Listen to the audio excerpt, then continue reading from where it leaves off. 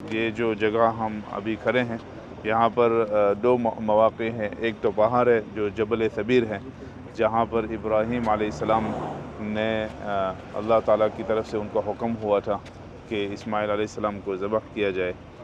ہجرہ کے لحاظ سے یہ جو مسجد ہے، یہاں پر جو چھوٹی سی آفس ہے اس کے پیچھے چھوٹی سی مسجد نظر آ رہی ہے، یہاں پر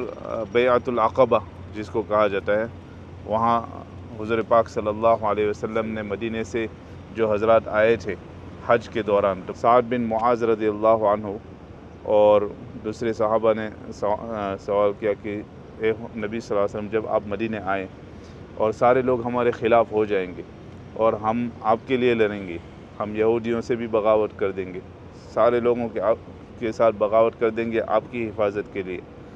جب اسلام مکے میں پھیل جائے گا تو ایسا نہ ہو کہ پھر آپ مکے واپس آ جائیں۔ تو حضور پاک صلی اللہ علیہ وسلم نے اس وقت کہا کہ الدم الدم والہدم الہدم، یعنی اب مرتے دم تک ہم مدینے میں ہی رہیں گے، کچھ بھی ہو جائے مدینہ نہیں چھوڑیں گے۔ تو یہاں سے بیعت شروع ہوئی تھی جس کو بیعۃ العقبہ کہا جاتا ہے، تو اس مسجد کو ابھی بڑی مسجد بنائیں گے انشاءاللہ تعالی۔